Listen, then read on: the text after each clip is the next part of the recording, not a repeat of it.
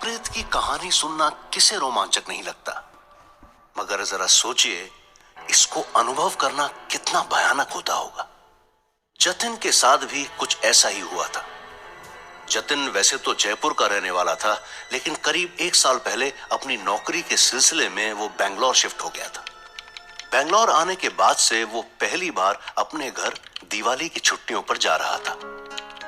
जब तक बहुत जरूरी ना हो, जतिन कभी भी अपने काम से छुट्टी नहीं लेता था, और यही सोच के उस दिन भी जतिन ने जयपुर जाने के लिए देर रात की फ्लाइट बुक की ताकि उसको उस दिन भी छुट्टी न लेनी पड़े। मगर वो रात शायद उसकी लाइफ की दिल दहला देने वाली रात होने वाली थी। उस रात जतिन ने ऑफिस का सारा काम जल्दी निपटाकर पहले अपने फ्लैट से अपना सामान उठाया और फिर टैक्सी लेकर बैंगलोर एयरपोर्ट के लिए निकल गया। एयरपोर्ट पहुंचकर वो टैक्सी ड्राइवर को पैसे देने लगा, मगर वो ड्राइवर एक टक सामने की तरफ देख रहा था। यहां तक कि जतिन की आवाज भी उसे सुनाई नहीं पड़ रही थी। ड्राइवर को देख जतिन सोच में पड़ गया कि ड्राइवर इतने गौर से किसे देख रहा है, जबकि चारों तरफ इतना सन्नाटा छाया हुआ था।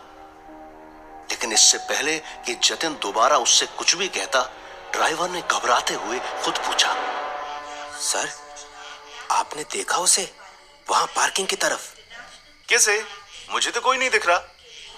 वो गायब हो गई सर, वो हवा में गायब हो गई। अरे मुझे क्यों नहीं दिखी फिर? और कोई हवा में कैसे गायब हो सकता है? आप खामखा घबराओ मत। मुझे पता है सर, आप मेरी बातों का यकीन नहीं करेंगे, पर अभी अभी मैंने पार्किंग की तरफ एक औरत को सफेद साड़ी में देखा। उसने पूरा चेहरा अपने बालों से ढक रखा था सर। अब तक तो मैंने सिर्फ सुना था, लेकिन ऐसा भेस तो सिर्फ एक भटकती आत्मा का ही हो सकता है। देखो, हो सकता है कोई हो वहां पर, लेकिन आप जो कह रहे हैं वो मुमकिन नहीं है। आप खुद भी डर रहे हैं और खामखा मुझे भी डरा रहे हैं। ये लो आपके पैसे। ये सुनकर ड्राइवर पैसे लेकर वहां से चला तो जाता है, मगर सच सिर्फ वही जानता है कि उसने उस रात वाकई एक सफेद साड़ी वाली औरत को देखा जो पलक झपकते ही गायब हो गई थी। हालांकि जतिन को उस टैक्सी ड्राइवर की बात पर जरा भी विश्वास नहीं हुआ, पर उसको घबराए हुए देखकर वो थोड़ा सा डर जरूर गया था। रात के करीब 11 बज रहे थे और उसकी फ्लाइट को अभी काफी समय था, इसलिए वो वेटिंग एरिया में फोन पर गेम खेलते हुए इंतजार कर रहा था कि तभी उसकी नजर एस्केलेटर्स की तरफ पड़ी। पहले उसको महसूस हुआ जैसे झटके से कोई अजीबोगरीब चीज गुजरी हो वहां से, लेकिन फिर वो अपना वहम मानकर गेम पर कंसंट्रेट करने लग जाता है। कुछ देर बाद फिर उसका ध्यान एस्केलेटर्स के पास जाता है। इस बार उसने कुछ ऐसा देखा जिसने जतिन को झंझोड़ कर रख दिया। कुछ देर तक वो अपनी आंखों पर यकीन नहीं कर पा रहा था। एयरपोर्ट जैसी हलचल भरी जगह पर किसी का ऐसा डरावना रूप नजर आना मुमकिन नहीं हो सकता। उसने देखा कि एस्केलेटर के पास कोई आदमी खड़ा है, बेहद डरावना किस्म का, बिना सर वाला आदमी, या यूं जैसे कोई मुर्दा लाश हो लेकिन बिना सर के। और वो जतिन को अपने तरफ आने के लिए इशारा करने लगा। ये भयानक नजारा देखकर उसके चेहरे पर से हवाइयां उड़ गईं। उसको समझ ही नहीं आ रहा था कि वो कहां जाए और किसकी मदद ले। देर रात होने की वजह से वहां लोगों की आवाजाही भी काफी कम थी। कुछ गिने चुने लोग ही थे वहां पर। ऐसा लग रहा था मानो पूरा एयरपोर्ट जैसे वीराना हो गया हो। ऐसे में पहले उसने नजरअंदाज करने की बहुत कोशिश की और हेडफोन्स लगाकर वो गाना सुनने में मगन हो गया, लेकिन स्थिति ऐसी थी कि उसके लिए एक एक सेकंड वहां बिताना जैसे मुश्किल होता जा रहा था।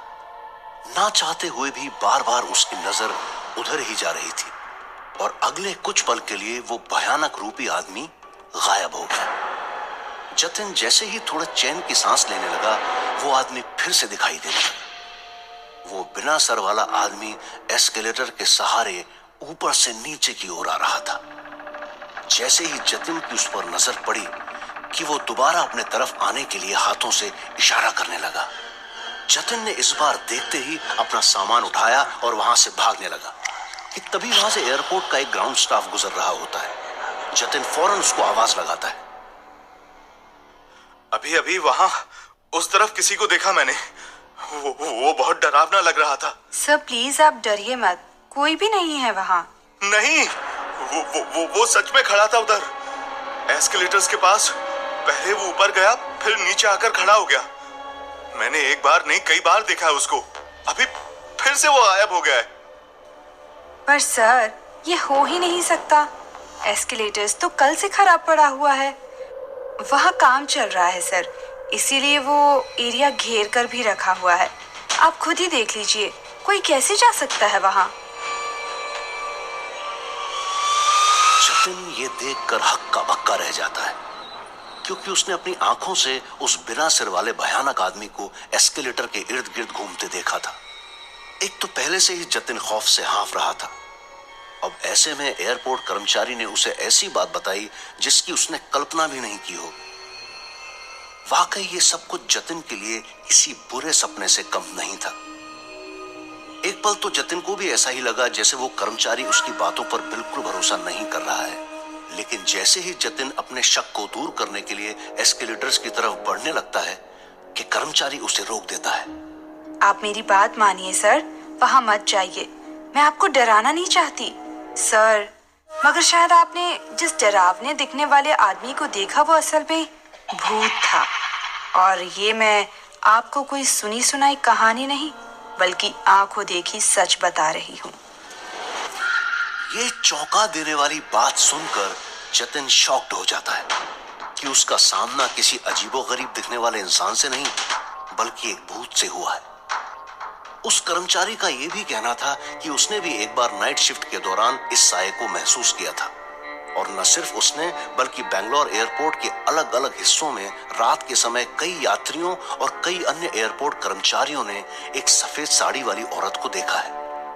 लेकिन इससे पहले कि कोई उसे ठीक ढंग से देख पाए, वो गायब हो जाती है। सफेद साड़ी वाली औरत की बात सुनते ही जतिन को उस टैक्सी ड्राइवर के साथ हुई घटना याद आ जाती है। अभी अभी मैंने पार्किंग की तरफ एक औरत को सफेद साड़ी में देखा, जिसने पार्किंग एरिया में सफेद साड़ी वाली औरत को देखा था और वो भी पलक झपकते ही गायब हो गई थी। जतिन को कहीं ना कहीं अब यह एहसास होने लगा था कि टैक्सी ड्राइवर का सामना सच में एक चुड़ैल से हुआ था। मगर साथ ही उसको सबसे ज्यादा इस बात पर हैरानी हो रही थी कि एयरपोर्ट जैसी जगह पर भूत प्रेत का वास कैसे हो सकता है, वो भी बेंगलोर एयरपोर्ट जो 24 घंटे व्यस्त रहता है। मगर हकीकत में भूतों की कोई जगह नहीं होती, वो होने के लिए कहीं भी भटक सकते हैं, शायद इस वक्त हमारे आसपास भी। अब अगली बार जब भी आप बेंगलोर एयरपोर्ट से लेट नाइट फ्लाइट लेंगे तो यहाँ के डरावने किस्से आपको जरूर याद आएंगे।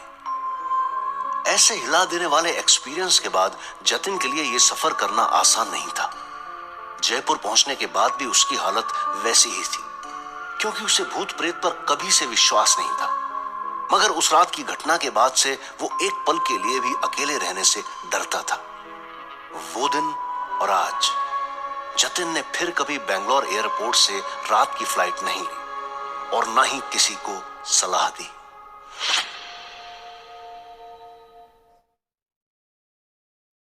होने को तो मानते हैं, पर हम वही लोग हैं जो भूतों के होने पर सवाल खड़ा करते हैं।